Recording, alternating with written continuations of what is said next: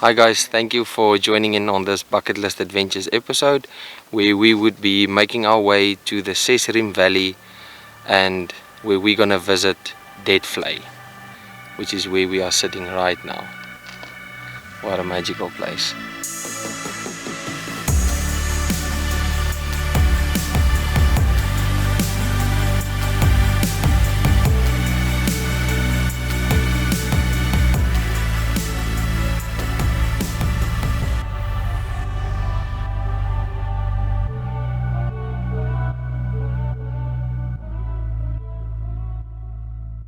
It's about 2 o'clock in the morning, 2:30 in the morning. We have just left the Pakalani Circle and we are on our way to Namibia. Thank you for tuning in. See you guys in 13 hours when we are in Windhoek. That'll be our first stop.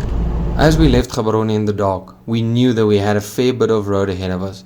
But the excitement of visiting Namibia and having to travel through this part of Botswana for the first time in my life, despite me growing up in Botswana, had the road feeling like an adventure from the first 10 kilometers outside of Gaborone. We didn't give the sun chance to be up for too long before we decided to make a pit stop to freshen up and shake off the feeling of wanting to be in bed with a strong cup of coffee. And let's be honest, what is a road trip without some homemade sandwiches for when the road gets too long? This little pit stop next to the road definitely made the big stretch of road ahead of us leading to the border post between Botswana and Namibia feel like a breeze. The border crossings also went surprisingly smooth. After stamping all the necessary paperwork and paying the necessary road fees for the vehicles, we were finally in Namibia. We have just entered Namibia. It is around 2:30 in the afternoon. Quickly stopping for a little stretch, and then we will be in Windhoek at around 4 o'clock.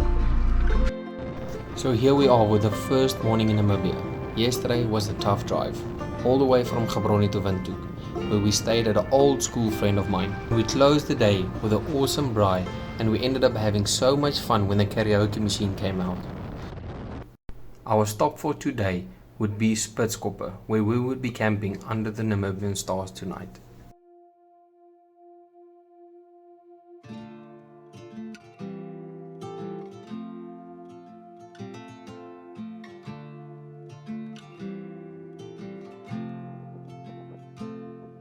The drive from Windhoek to Spitzkoppe was about 270 kilometers, but the GPS took us off the main road and made us take a more scenic route through the Namibian wilderness.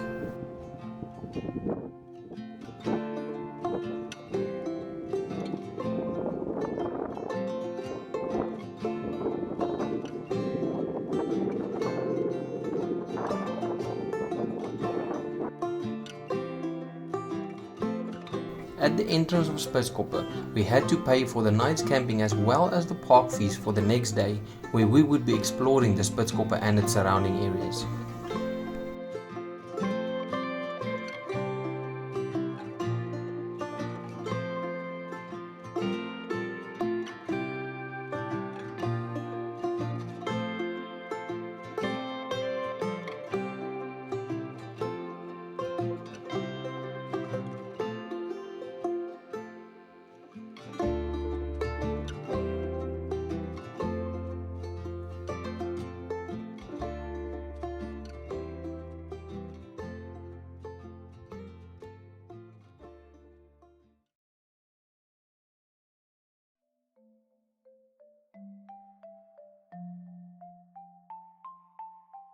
Waking up at Spitzkoppe was really beautiful. This sunrise was hands down one of my top 5 sunrises on my sunrise list.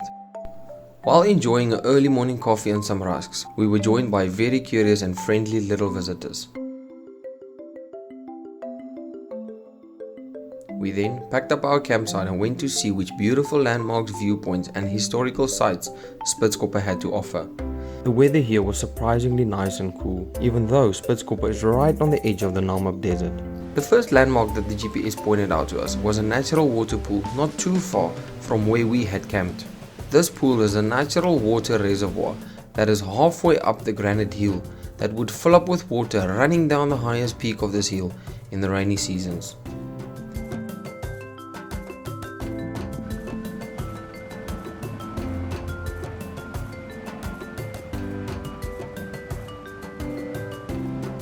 Having the GPS made it easier to find these attractions in the area because we didn't see any arrows or signboards that could guide us to the different sites in the area.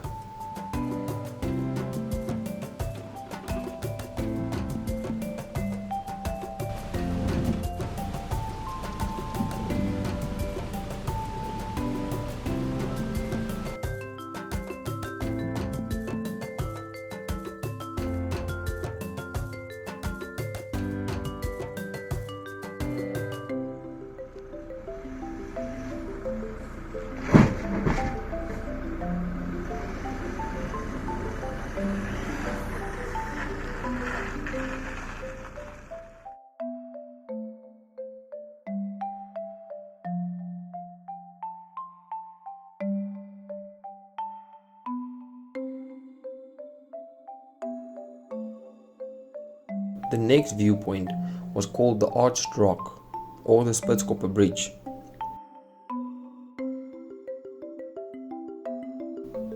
Please be careful while climbing up to this arch. It is quite steep and there aren't any steps, guiderails or any ropes helping you to reach the top.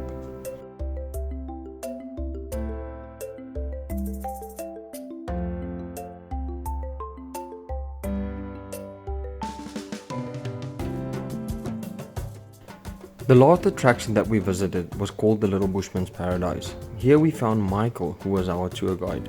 He has such a deep knowledge about the area and the Bushmen who used Spitzkoppe for thousands of years as a pit stop and a ritual site for rainfall and favor while hunting or gathering for food.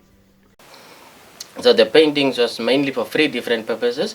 It was for communications, communicating with other groups, directions, direct them where they are going or where to go for the water, and then for the warnings of dangers of animals that they will encounter in the places like this. So paintings found in this area, it's dated between 2000 up to 4000 years. So that's the time that the San people were present in this area. So if you like, you can come close. So down here we have the biggest antelope known as the Inland Antelope. So this is the head, the neck, and only the outline of the body is painted. Here we have another eland. So this is a mixed color, the horns and the body with the red, head and the neck with white. So Inland Antelope was one of the supernatural power animal to the Bushmen, as the Bushmen or the San people have a spiritual dance called trance dance. And especially to cause the rain or to receive the rain, they use eland like sacrificed animal. They have to kill it and use the blood of it to shower themselves. If it is the female, also the milk, and that becomes rain to them. So soon after the dance, the Bushmen gets the rain. Rhino, we do have 2, black and white. So among these 2, the black rhino, it's a territorial animal. They'll use the area where they eat, called browsing land, from the footpath to the water hole, and then the same footpath back. So if the Bushmen saw the black rhino walking, it's going to the water or it's coming back from the water. So on the paintings, they use rhino as the water directing animal.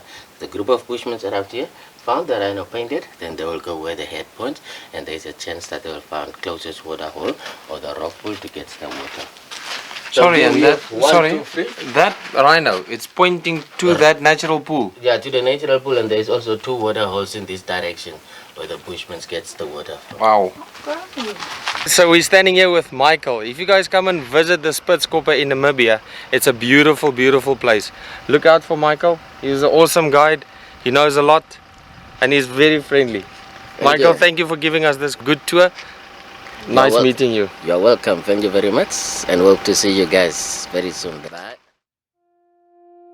Visiting Spitzkoppe is really hard to explain. It's just one of those special places on earth where it feels like you have stepped into a very distant past, where only the Bushmen knew to survive in this dry desert kingdom. And this is probably why this place is called the Bushman's Paradise. Leaving Spitzkoppe, we decided not to take the tar road leading directly to Swakopmund, but instead we took the road cutting into the Damaraland district through the mining settlement called Uies. Here in Uies, we had a chance to fill up the vehicles with fuel and get some snacks for the next seemingly endless road across the Narmob Desert in the direction of the Atlantic Ocean. It is on these long stretches of road where you don't have many distractions, where I really get to enjoy the overlanding experience and begin to appreciate the comfort and the awesome vehicle setup that makes all of these adventures possible. From Uies, the trip took us about 1.5 hours of driving through the Nammob Desert.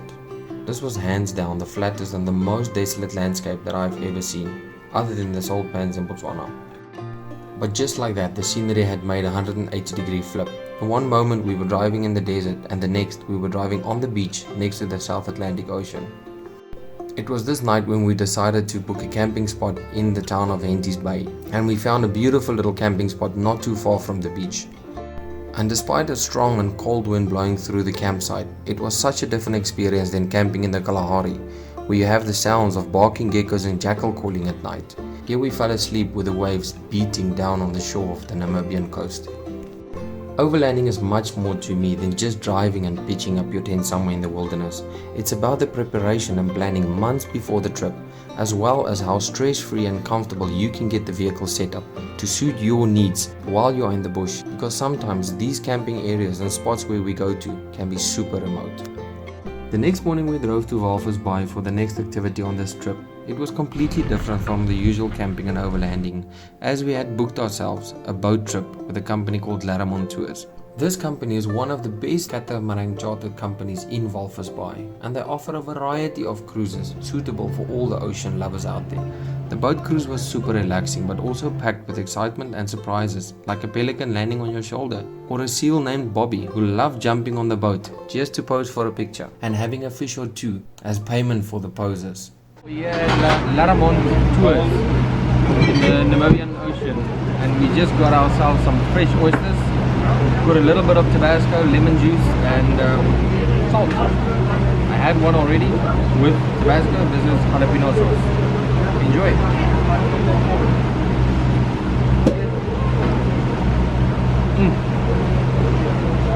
Fresh oysters. If you guys come to Narmob, enjoy their fresh oysters. Awesome. Even though it isn't guaranteed, you might be lucky to be joined by a pod of bottlenose dolphins on your way back when the tour is done. Guys, so we are here at walvisbay at the waterfront, and we just had a tour with Narmob Tours.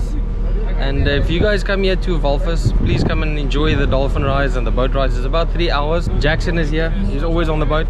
Yes. If you guys are here, please ask for Jackson. He makes you feel at home so easily. Awesome guy. Thanks, Jackson. Thank you very much. Thanks for the good tour. Big Thank you. pleasure. Thank you. Thank you. appreciate it. See you again. Just. After spending the morning in Walvisbay, we met up with family and decided to go for some 4x4ing on the dunes, because we could only book in at 3 o'clock in the afternoon at Sandpiper Dunes, where we were staying at that night.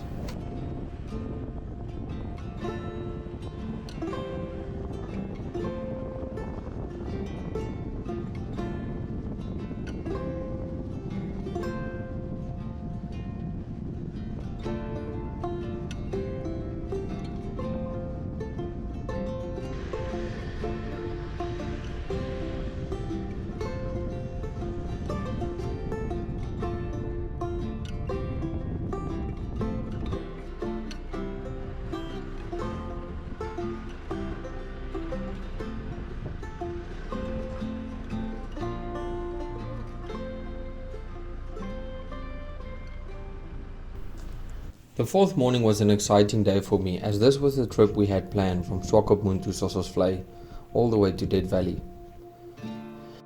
And what better way to kick off an awesome road trip with some coffee and some homemade rusks next to the road while the sun is coming up.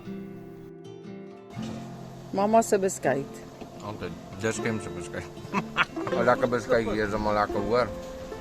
After stopping for a coffee, we had to carry on this dirt road through the Kausep Pass. This is like an upside down mountain pass. The pass actually drops down into ground level, and these are really beautiful places. It is such a pleasure to make a road trip through these landscapes.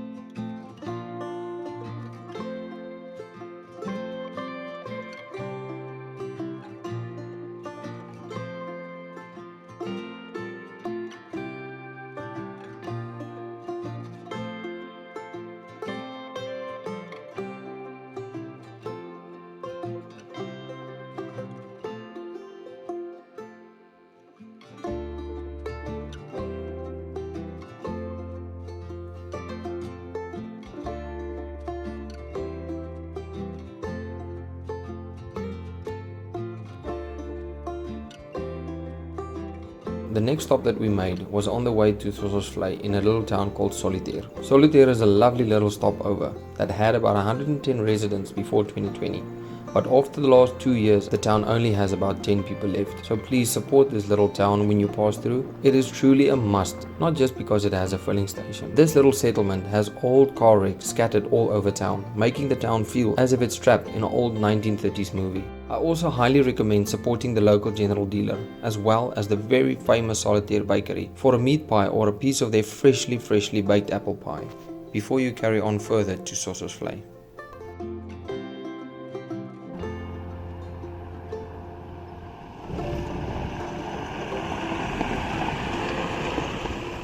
Please note that the last available campsites that you can get on the way to Dead Valley is at the Sesriem campsite, which is about 67 kilometers from the actual Dead Valley. At Sesriem, the wind was very strong and sandy, but the lamb rib we bought from the filling station near the Uies campsite had us distracted from the weather conditions.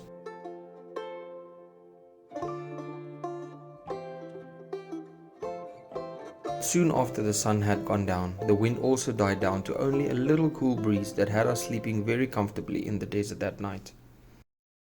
The morning waking up at Sesriem had to be a 5 o'clock morning, seeing that we still had to drive 60 to 70 kilometers to the Dead Valley site.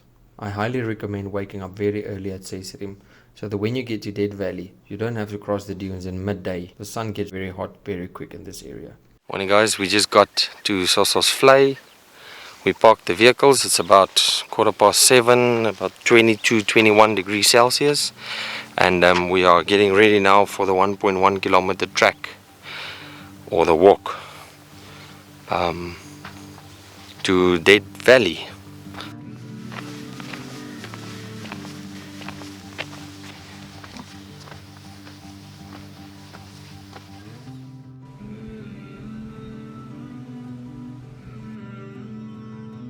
Sossusvlei has got all of these dead trees which are landlocked in this little valley of dunes. That's why you get all of these old dead trees just sitting here dried up, surrounded by these big dunes. So there's no moisture that is coming this side, and these trees have been completely entrapped. And you can see we've got these red dunes also. These red dunes are known to be some of the oldest dunes, and the red of the dunes is due to the iron minerals in the sand that has basically rusted, and that's why you've got these red dunes. What a beautiful place. This is magical. That is Big Daddy up there. Just saw somebody climbing all the way up there. I don't have enough breath for that. But this is a magical place. It's a beautiful place. It's a bit of a walk. It's about 1.1 kilometers over the dunes. And I don't know, if you fancy going barefoot, I think it would have been easier. But try and make it early in the morning so you don't have too much hot sand to track through. But beautiful place. It's a bit of a workout, but most of these beautiful places you don't just get for free. Really awesome. It is about 8:30 in the morning now, and we've spent a bit of time here by the Dead Valley, but it's around 23 degrees, 24 degrees Celsius, so it's not too hot, but I can feel the sun coming down. But that's why we've got these hats, just for in case. You can see I've built up a little bit of a sweat. There's so many dead trees here. It is beautiful. The air is clean. It's so quiet. We've got a few people here, maybe 5 or 6 people. It is a bit of a drive. It is about 400 kilometers from Swakopmund, and you have to drive to Sesriem, to the campsite, and Sesriem's campsite is about 67 kilometers from Dead Valley actually, and the gates open at 6, so we packed up early. We woke up at 5, packed up, made sure that we drove all the way here. It's about, you have to drive 60 kilometers an hour, so it takes you about an hour to get here. We had a beautiful sunrise with some hot air balloon, and I think that should also be an awesome experience.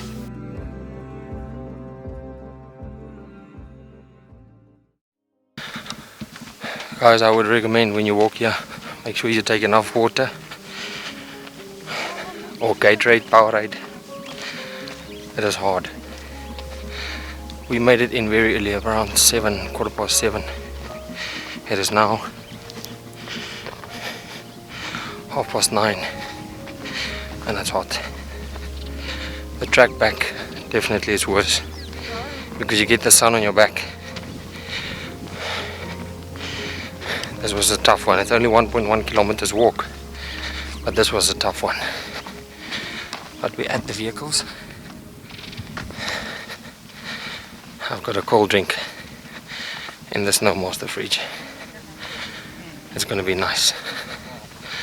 But the Dead Valley at Sossusvlei, it is worth it. But it's a hard one. And like I said, usually seeing something beautiful as this requires a bit of effort. But it was worth it. Thank you guys for joining. Please like, share, subscribe. Hit the notification bell and join us on the next bucket list. Cheers.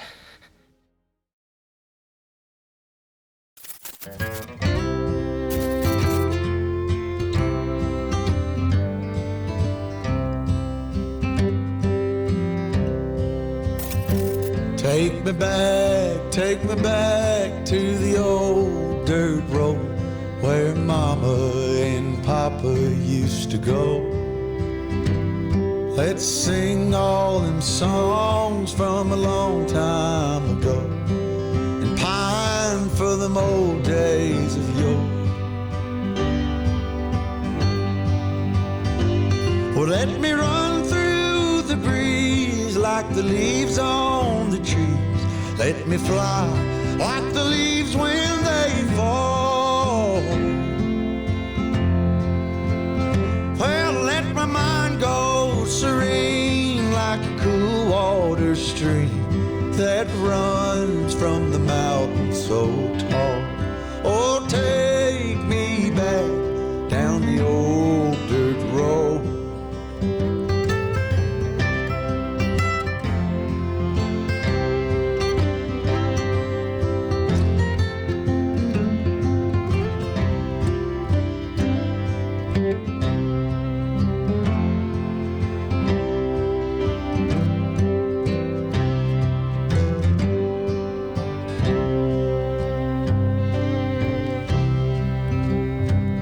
Take me home to rest where the mockingbirds nest and to cry through the green in the spring. Let's go back a ways to the old bygone days and the simple time we lived back when. Well, let the pull of the plow bring the sweat from my brow and the glow of the fire pull me home. Let me wind down my days in the sweet dusty haze. Take me back down the old dirt road. Oh, take me back down the old dirt road. Take me back down